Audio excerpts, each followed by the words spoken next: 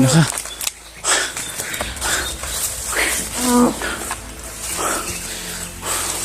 Hayop kayo ha.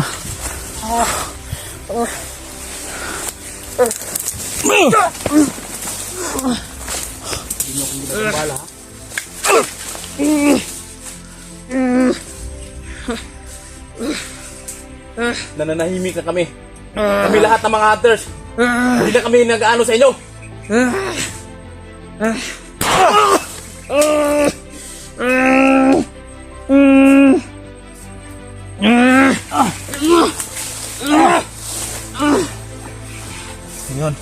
Ngayon, nasapin nyo.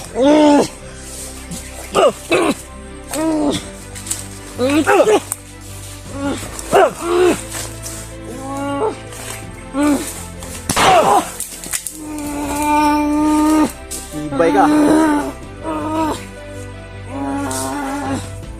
Ano gusto nyo? Ha?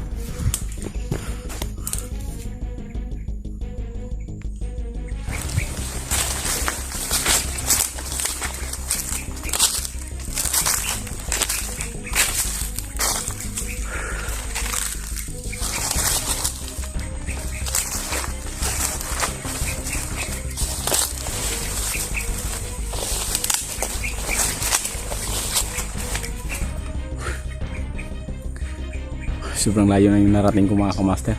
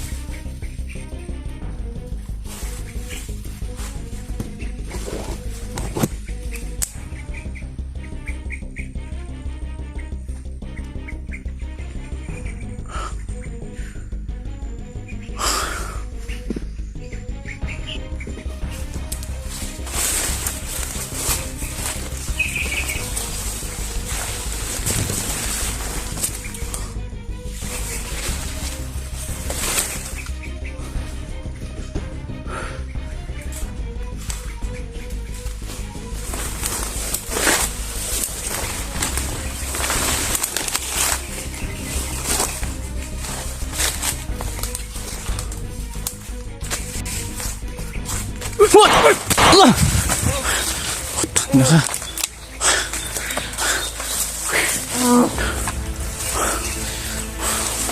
Hayop kayo ha.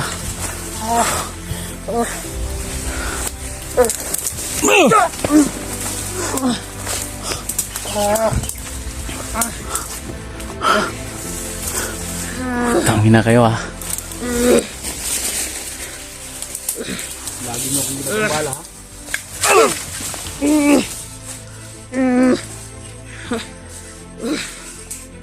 Nananahimik na kami. Kami lahat ng mga hunters. Hindi na kami nag-ano sa inyo.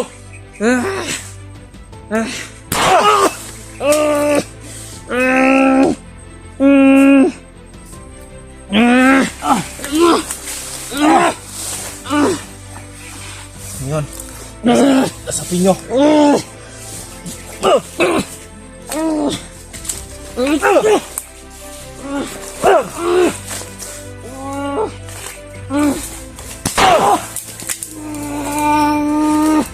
Ibay ka.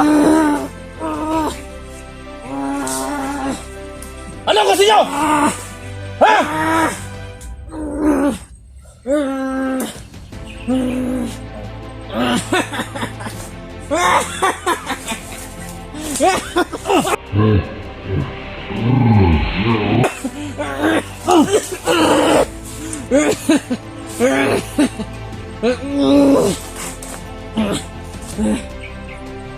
Lunaras natin yun!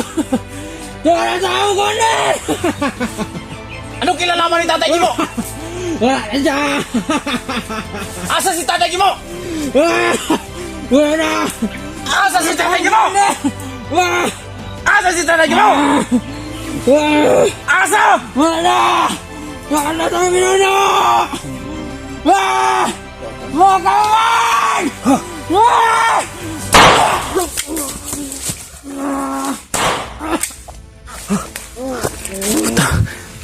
Nagtawag ng mga kasamahan.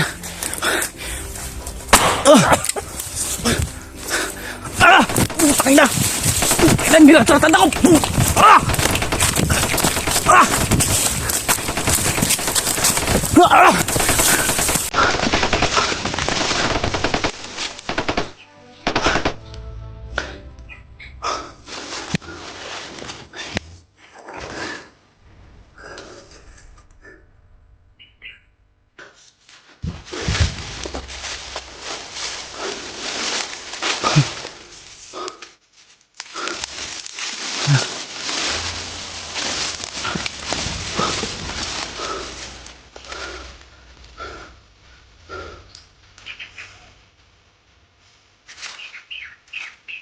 Ano kaya nangyari kay Tatay Gimo?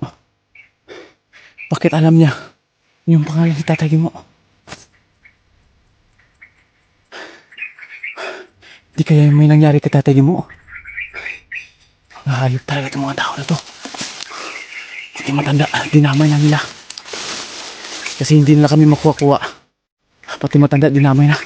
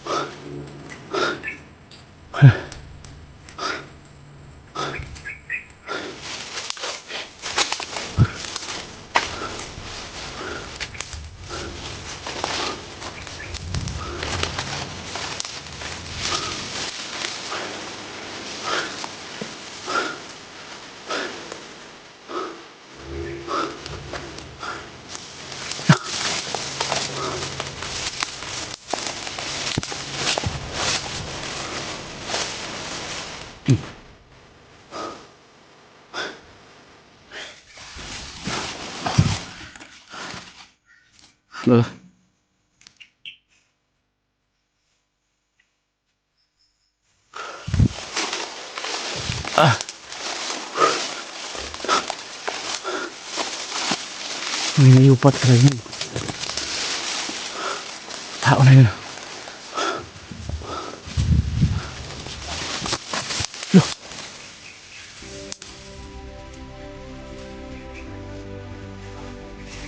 May narinig akong boses.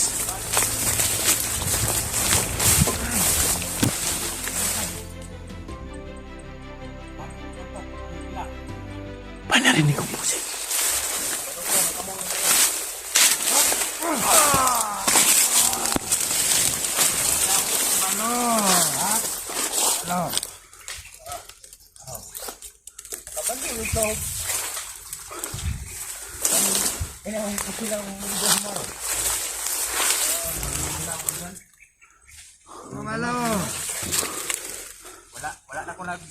Wala na ko nilabot sa inyo ba?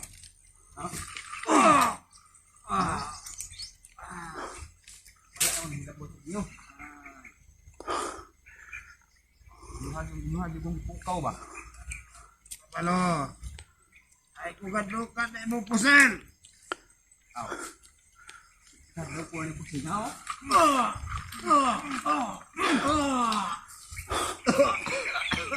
Bakit parang bandido na yung tinira niya?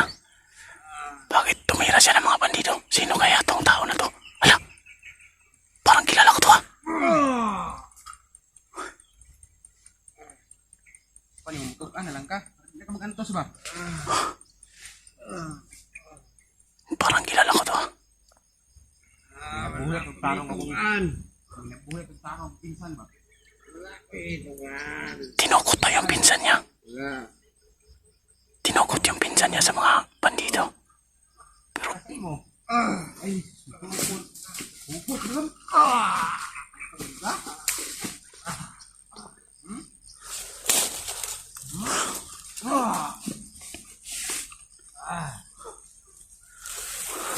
Asa mo nilang pinsan? Palo, palo.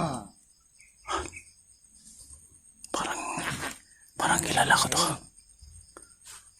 Kumadlok mo. Tutukan na lang kaya para makasinabot na ba? Oh, ako itukan. Lola niyo pagisamahan eh. Hindi ka nag-abtan ba? Hala, Tapang. hala,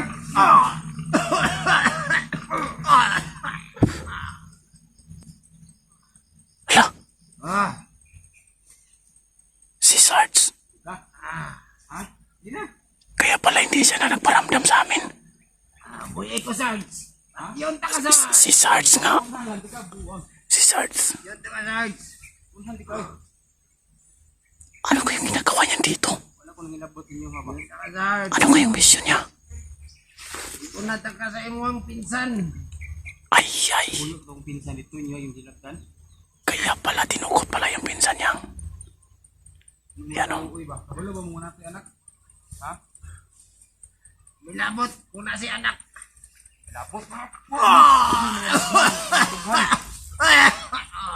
Ha? Dapat siya di managhan dis kalibutan.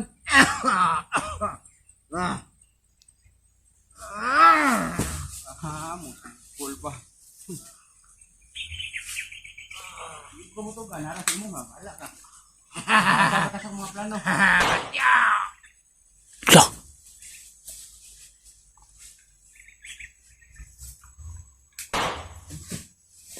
Patay. Pinaril. Hindi kanya na-hypnotize to si Sarge.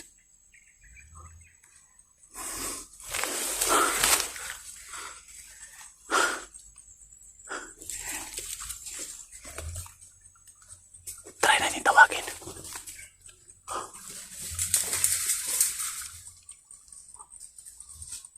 Kung si Sarge ka ito.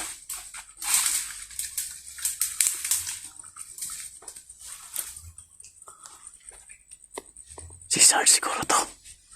Try natin tawagin. Sarge? Ikaw ba yan? Diyan ka. Putang ina. Diyan ka. Bro! Wala bro. Bro! Ako ni. Ay kapan. Ako ni. Si Sarge nga. Anong ginagawa mo dito? Sige, sorry bro. Dali lang sikta bro. Sikta ko dito. Wala ka dungan ani.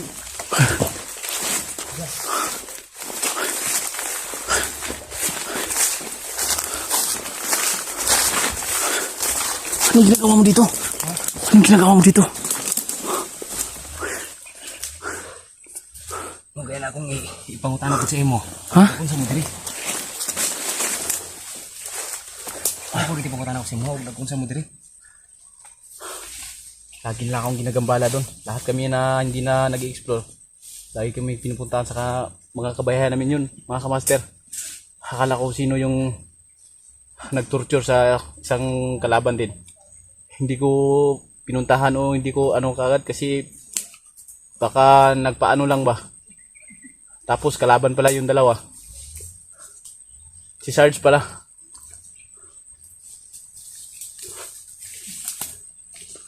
Anong balita? Wag daw nga. Maabot magkita ta diri ba. Okay na. Pina emergency na pulagi akong pag-anhi diri Okay. Tuting limahan ako sa pinsan lagi bro.